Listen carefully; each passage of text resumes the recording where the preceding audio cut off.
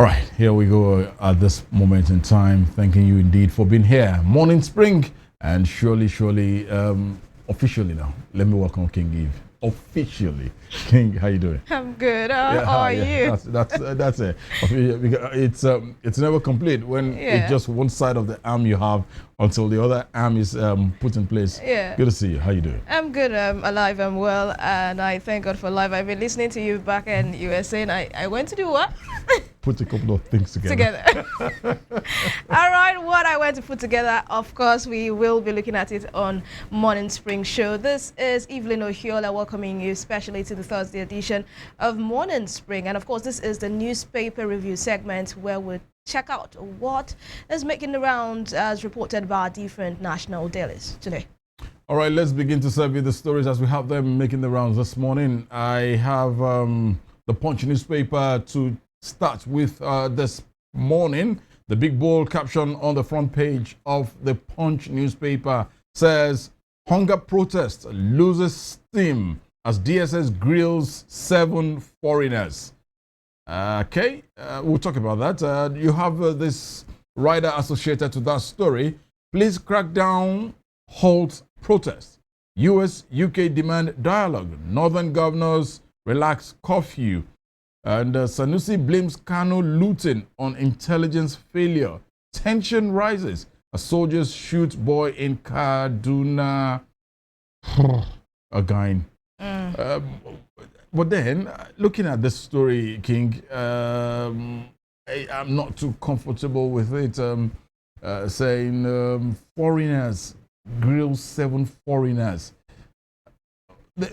I think this is the point at which we've always spoken about Nigeria not having that data system where you can actually monitor who is coming in, who is going out, at what time this person has to come in and go out. This foreigners coming into this country to perpetrate evil, as they normally say, isn't this just the beginning of calamity to an extent for us as Nigerians? Because if foreigners can come in to this country and perpetrate evil, different sort in different manner, how can this be stopped?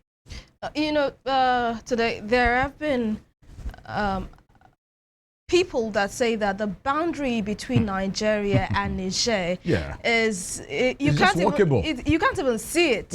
I mean, you can just take a step and you are in Niger. In fact, there was a particular security expert that we interviewed on the show that said that there was a man who built his house. His sitting room is in Nigeria and his bedroom is in Niger. That's how bad it is. So that's to tell you how people can walk in and out of Nigeria at will. And I think it was the 2015 election or 2019 election where the opposition at the time accused the ruling party APC of bringing in mercenaries from Niger, for their campaigns and all of that. And at the time, INEC and the ruling party said that they have not broken any law. So this is just, I would say, the monster that we have groomed that is coming out to hunt us. So I think we should look deeply into this. When it comes to foreigners coming in and out of Nigeria, that's no news, because even the terrorism act that have been perpetrated in the northern part of the country,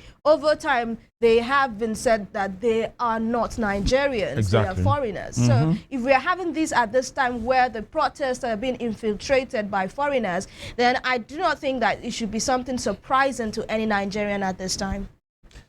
I just hope the government at all levels will do the needful.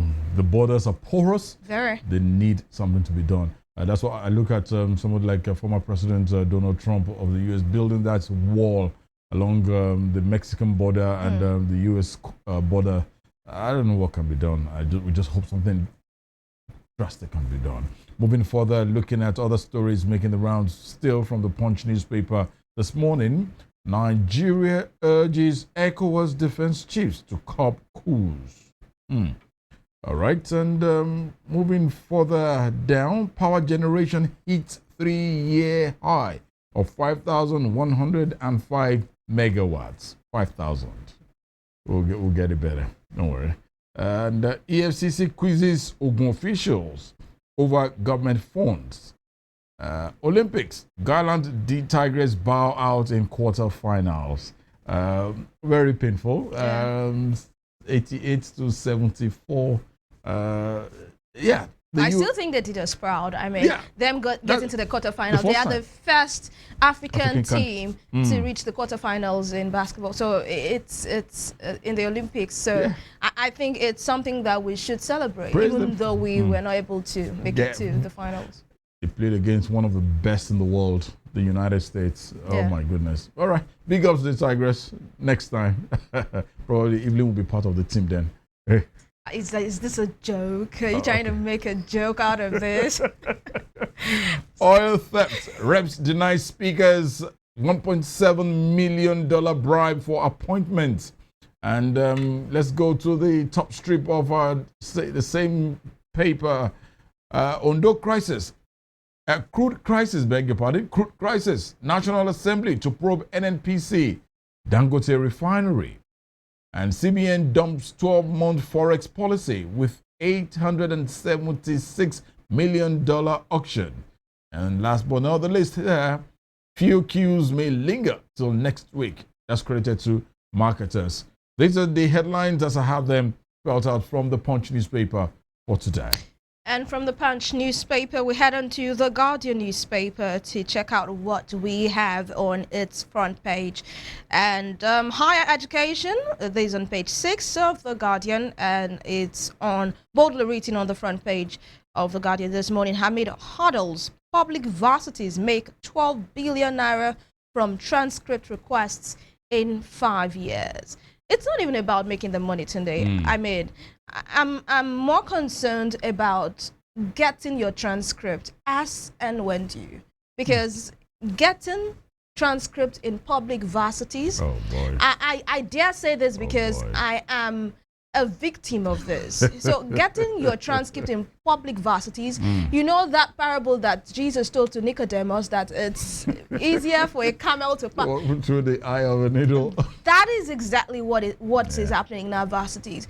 A lot of racketeering going on. Oh, goodness, man. You just want to get your transcript, and it's like war.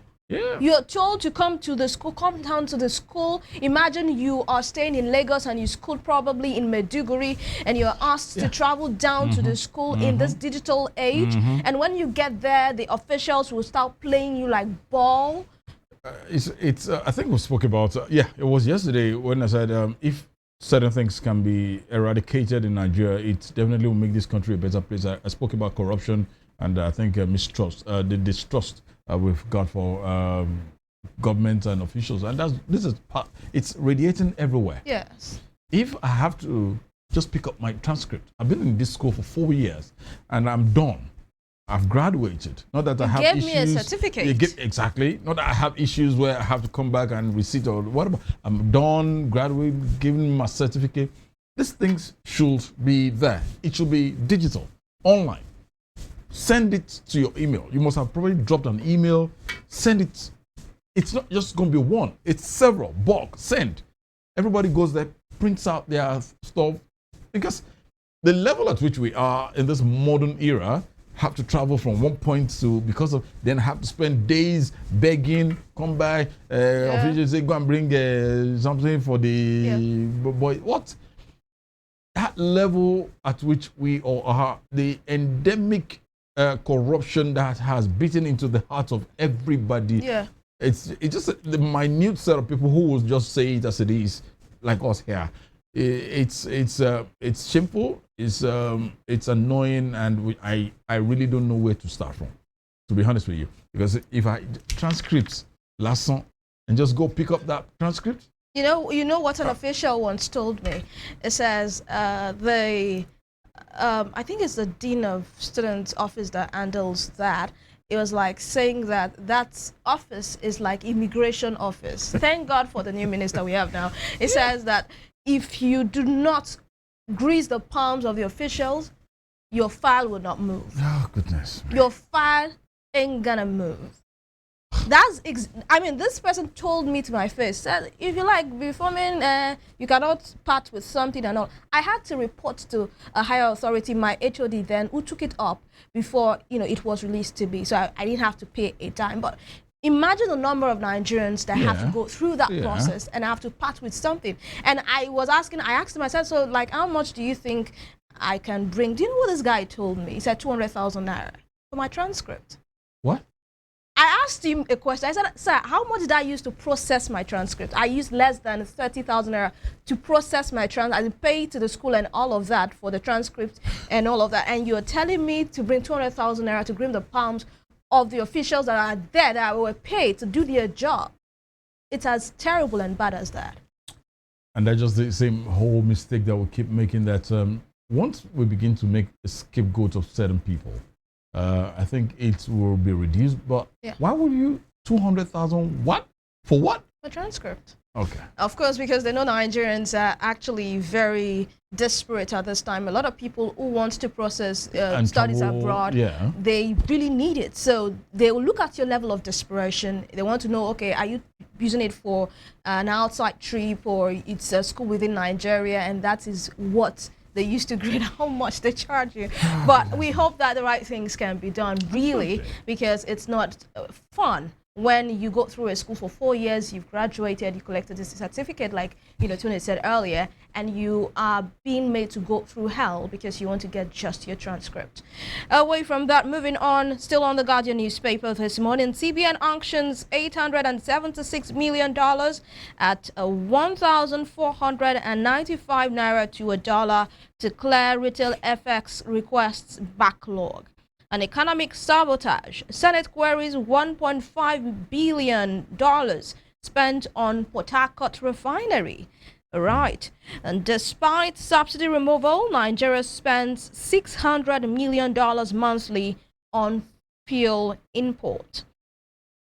And 24,816 people killed, 15,597 kidnapped in Nigeria in the last 5 years. And like we always say here on the program, these numbers are not just flies, they are not roaches, they're human beings with lives and with families, with careers, and their lives was cut short or destabilized if they were kidnapped just because of insecurity, due to insecurity.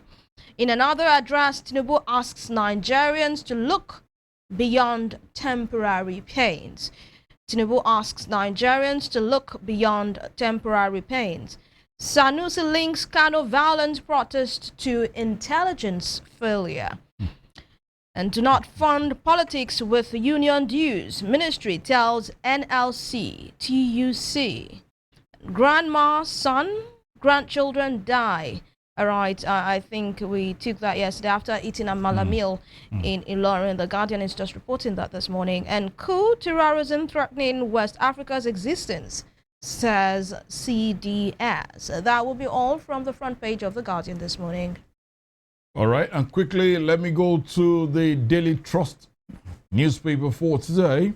And the big bold caption there says, oil sector, I'll reveal the truth when time comes. That's credited to Mili Kiari, Group Managing Director, NNPCL.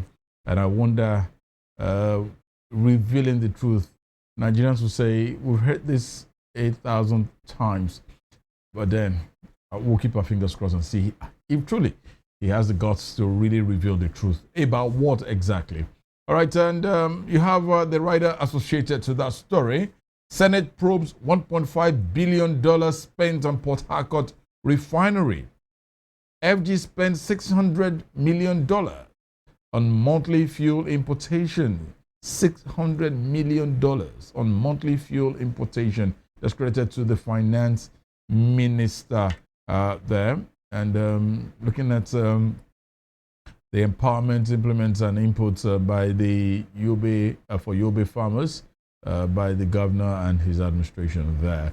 All right, those are the few headlines as we have them also from the pages of Daily Trust newspaper for today. All right, I think we have exhausted our papers for this morning. And just before we move over to the conversation this morning, I'd like us to just, touch on that headline on the Guardian newspaper this morning. Economic sabotage. Senate queries $1.5 billion spent on Port Harcourt refinery. Last year we had handlers of this government and some aides come out to say that our refineries will start working in due time, especially the Port Harcourt refinery. But up till now, we are yet to hear anything. There was a time it was celebrated that mechanically they have been able to put it together mechanically, but refining of oil has not started. Now another headline here on the Guardian newspaper saying that $1.5 billion has been spent on Port Harcourt refinery with nothing, absolutely nothing to show for it. Do you think that the government should actually toe the advice, the line of the council and advice given by certain individuals that these refineries should be given to private individuals to run? To the level at which those working there, as much as that refinery isn't functional, they're still being paid. They get monthly salaries. All the dues accrued to them, they are all getting it. And still the refinery isn't working. And government is still expending money to this level. They promised us that by December last year, the Port Harcourt refinery will be up and running. This is August. It's one of the many failures Nigerians have said this administration has made. When you know that probably you can't do something, you don't embark on that journey. The monies that we're hearing day in, day out, you know how much $1.5 billion is to an economy? If $1.5 billion is expended, probably my chairman gets about that. He finds that kind of money someday. I know we'll be bigger, much more bigger than this. But where has it gone to? What was it that they used $1.5 billion for? And still, what it was used on isn't functional. Shouldn't all of them, every one of them, be arrested or locked up or something? This is just a shame, because looking at taxpayers' monies and everything put in for this refinery to begin work, and it's still not working. I remember during the days of former President Olusegun Obasanjo during his tenure as well, how much, about $16 billion spent on electricity, and still, we're still just having about 5,150 megawatts. A country like Nigeria, 5,000 megawatts? Well, this is slap on us. Egypt, they're celebrating about 45,000 megawatts. That's what we're talking about. The least is probably Nigeria should be doing about 60,000, 70,000 megawatts. But still today you hear that the grid has collapsed. Tomorrow it's functional, and government keeps expending money, and still nothing is done. No, it's a shame, seriously. So it boils down to the fact that certain people will just sit back and say, what are you, let the money come, and they will take the money. We spoke about transcript right now, somebody saying, go bring 200,000 naira. And look at this huge amount of money. I've heard from certain quarters a couple of years ago that, with due respect to the Muslim folks, that or both religions, that if you are a pastor, that yes, you pray fervently, you pray wholeheartedly, you fast and do also, you keep away from what God has said you shouldn't do, that if you get to certain agency or ministries in Nigeria today and you're a part of the top echelon, you forget your pastoral duties. Or if you are a Muslim where your trousers don't get to the bottom of your leg, your trousers will come for, you have to play the ball. When he was saying, I was just looking at him and say, what? Are you serious? I said, don't forget. You will forget your pastoral duties, because by the time they bring money to you, you will flow with it. This is what we're talking about, the rot that has eaten deep into the system. It's not just at the leadership level. Absolutely. It's in all sectors of the country. Everywhere. And cleaning that up, I mean, a lot of people have said that, I mean, the former president, Muhammadu Buhari, says that corruption, we need to deal with corruption. If we do not deal with corruption, corruption will deal with us. But he was not even able to do that in his 8-year administration. Easy. So how... Easy. What's the hope for Nigeria as a country that we can be able to, if not kill corruption, but at least be able to suppress it to the lowest minimum? Yeah. It's something that if this is done, the country, Nigeria is endowed. That's something I actually found out. We are endowed. We have God has made it possible for us. He's given us everything in abundance, but the greed among certain set of people is what is killing Nigerians, and it's affecting over 200 million Nigerians at this moment in time. What's the ratio of those who are really living large compared to those who are suffering? As of this morning, some people don't have 200 naira to buy a cup of whatever that can buy for them. Seriously, because now, I think I was joking with one of my colleagues yesterday while we were talking. She actually asked me where I was. I said, I'm on the farm. She now said, better plant corn properly because as the president has asked us to go back. I said, see behind me, see corn. Because now, I'm trying to do that whereby certain things, vegetables, tomatoes, pepper, I can't keep going to the market. And then my woman will say, this is 1,500. Then I begin to count 1, 2, 3, 4. Now, so the rot in the system is affecting everything. Everything, not just maybe everything. And we will need a leader who can tackle this head on without minding, without looking, without minding. Whose ox is God? He's just going to do it the way it is. Once we can have that kind of leader who himself or herself doesn't have a stain somewhere in the past, then Nigeria will become a better country. Because that's just the whole truth. You don't care whoever, even if it's my brother-in-law, my father-in-law, my kiniko, whoever. You've been found guilty, please go and defend yourself. If you're found guilty, bye-bye. But as we have it, somebody somewhere will just give you a call and you get to hear that, release that person. If my guy says I should, who am I? So that's just what is killing Nigeria. Not that at this point in time, nobody should be poor in Nigeria. I'm not saying, we all have to live in mansions or whatever, but virtually as it is, every one of us, every Nigerian, the list is you probably have maybe a small bedroom, a one-bedroom flat, apartment. But food should not be a problem. You know, the arable land we've had here, I remember there was a period in my life, in a couple of years ago, I was traveling all around Nigeria for a project which I was doing. I think it was we're going to Taraba, and for the better part of probably 20, 25, half an hour that we were driving, it was just fallow land, open land, and I looked at it as if things are on this land, if people plant on this land, sis. Food is going to be everywhere.